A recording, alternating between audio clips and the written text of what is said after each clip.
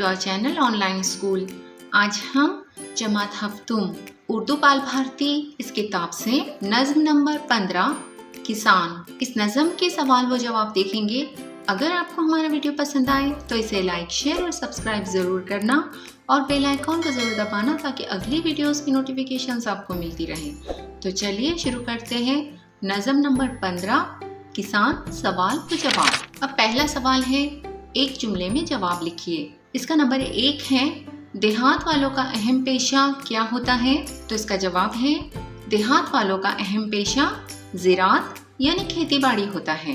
Number 2 है, एहसान दानिश कहाँ पैदा हुए? तो इसका जवाब लिखना होगा, एहसान दानिश कांधला में पैदा हुए। नंबर 3 है, चिराग आरज़ू से किन के दिल रोशन हैं? तो इसका जवाब है, चिराग आरज़ू से दहकानों यानी किसानों के दिल रोशन हैं। नंबर 4 है, किसान खेत की आबियारी को कब निकलता है?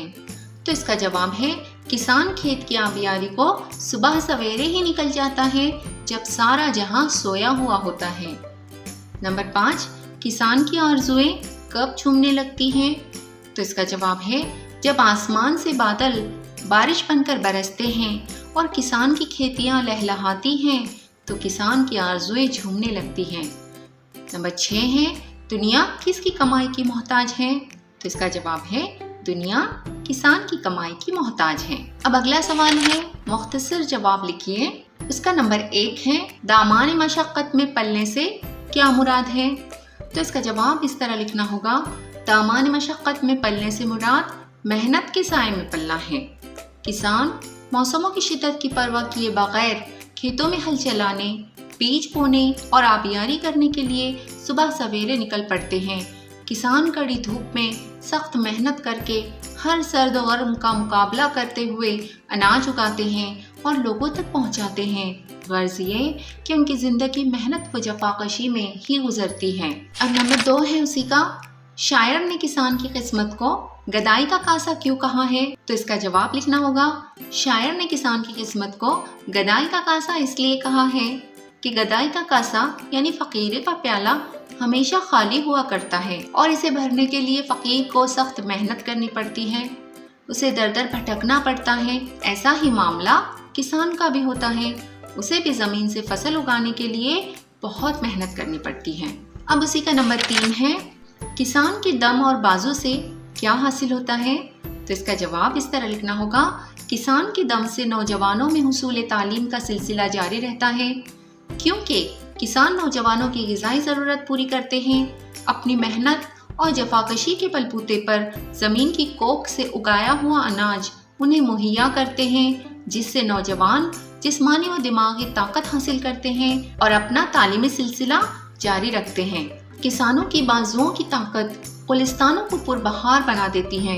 खेतों की देखभाल वक्तन फ़ौक्तन की जाने वाली आबियारी की वजह से खेत और दरख्त सरसब्ज व शादाब दिखाई देते हैं। तो इस तरह इसका जवाब लिखना होगा। अब वसत मेरे बयान की, यहाँ पर जो सवाल दिया हुआ है वह है, दर्ज झील शेर का मतलब बयान कीजिए। उन्हीं फाके से घबराए हुओं में पारस आई है, उन्हीं डूबे हुओं के दम से जिंदा ना खुदाई है। इस शेर का मतलब हमें लिखना होगा। तो इसका जवाब मैंने इस तरह लिखा है, जो किसान मेहनत मशक्क़त करके मौसमों की सख्तियाँ सहते हुए ज़मीन की कोख से अनाज उगाते हैं, बसा औक़ात वो अनाज खुद उन्हें मुयस्सर नहीं होता। सारी दुनिया की ग़िज़ाई ज़रूरत पूरी करने वाले ये किसान फाके करते नज़र आते हैं। ज़मींदार उनकी मेहनत का भरपूर फ़ायदा उठाते हैं और वो बेचारे अपनी पारसाई के पेश नज़र कभी अपनी ज़ुबान पर हुर्फ़ शिकायत नहीं लाते। उनकी मिसाल उन डूबे हुओं की सी होती है जो डूबते डूबते भी कश्ती को किनारे तक ले आते हैं। तो इस तरह इस शेर का मतलब हमें लिखना होगा। अब अगला सवाल है, मदरजे झेल मिसरों की तशरीह कीजिए। पहला मिसरा है, कड़कती धूप में तपती हुई पेशानियों वाले। तो इसकी तशरीह यहाँ पर लिखी हुई है मैंने।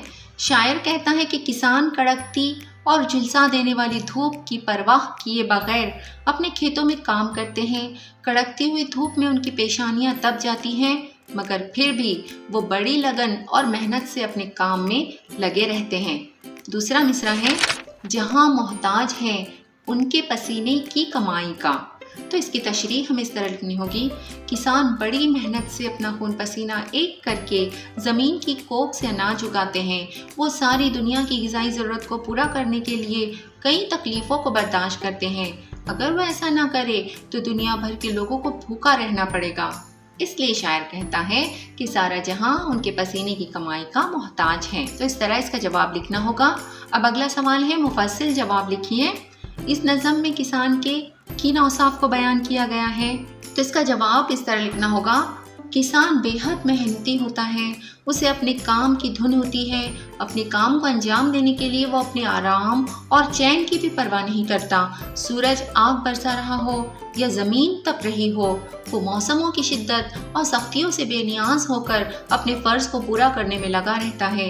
اس کے سینے میں اس کا دل چراغ آرزو سے روشن رہتا ہے، وہ ہمیشہ پر امید رہتا ہے، برستے بادلوں کو دیکھ کر وہ خوش ہوتا ہے، اس میں صبر و شکر کا مادہ ہوتا ہے، وہ ہمیشہ محنت و مشقت کے سائے میں اپنی زندگی بتاتا ہے۔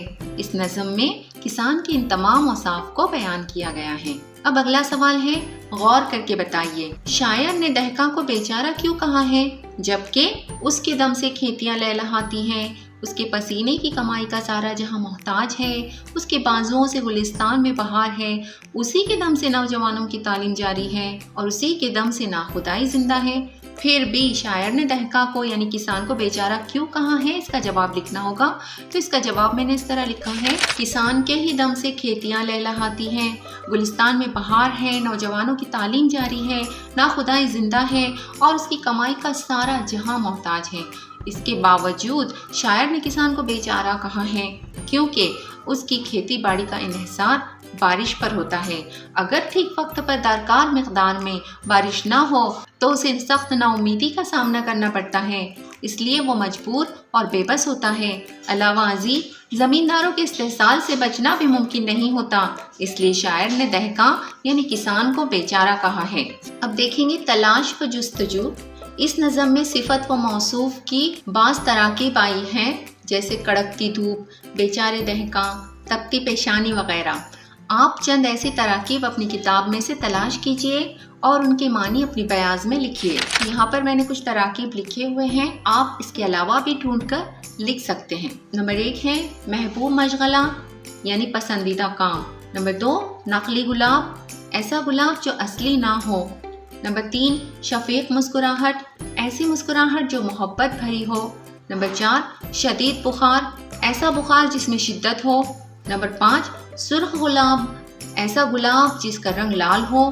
غریب مسلمان، ایسے مسلمان جو مالی طور پر غریب ہوں۔ قریبی رشتہ دار، ایسا رشتہ دار جس سے قریب کا رشتہ ہو۔ میانہ قد، ایسا قد جو درمیانہ ہو۔ خوب رو شخص، ایسا شخص جس کا چہرہ خوبصورت ہو۔ اسلامی حکومت، جہاں اسلامی احکامات نافذ ہوں۔ خاموش بستی، ایسی بستی جہاں سناٹا ہو۔ اور آخری ہے مزیدار سالن، ایسا سالن جو لذیذ ہو۔ تو اس طرح کے الفاظ آپ لوگوں کو اور بھی بہت سارے ملیں گے اپنی کتاب میں، تو اسے ڈھونڈ کر اس میں اور ایڈ کرنے ہیں۔ اب ہے زور قلم۔ تو اس کا پہلا سوال ہے، اس نظم کی مدد سے کسان عنوان پر 15 سطروں کا مضمون لکھیے۔ تو آپ لوگوں کو کسان اس عنوان پر 15 سطروں کا مضمون لکھنا ہے، اور یہ مضمون لکھنا آپ لوگوں کے لیے بہت ہی آسان ہو جائے گا، کیونکہ اس نظم کی مدد سے اور سوالات کے جوابات کی مدد سے آپ لوگوں کو کسان کی بہت ساری معلومات مل گئی ہیں، بہت سارے اوصاف پتہ چل گئے ہیں، وہ کیا کیا کام کرتا ہے، وہ کس طرح سے محنت کرتا ہے، وہ کس کی ضرورتوں کو پورا کرتا ہے۔ یہ سارے پوائنٹس لے کر آپ کسان اس عنوان پر بآسانی مضمون لکھ سکتے ہیں۔ دوسرا سوال ہے، میرا محبوب مشغلہ، میری پسندیدہ کتاب یا میری پسندیدہ شخصیت پر 15 سطروں کا مضمون لکھیے۔ یہاں پر اور دوسرا ایک مضمون لکھنا ہوگا آپ لوگوں کو کہ جس میں آپ کا محبوب مشغلہ کیا ہے، آپ کو کیا کرنا پسند ہے، آپ کو کون سی کتاب پسند ہے، یا آپ کی کون سی شخصیت آپ کی پسندیدہ ہے۔ ان تینوں میں سے کوئی ایک عنوان کو چن کر آپ کو اس پر بھی 15 سطروں کا مضمون لکھنا ہے۔ تو امید ہے آپ لوگوں کو اس نظم کے تمام سوالات کے جوابات سمجھ میں آ گئے ہوں گے۔ تو اگلی ویڈیو میں پھر ملتے ہیں۔ اللہ حافظ۔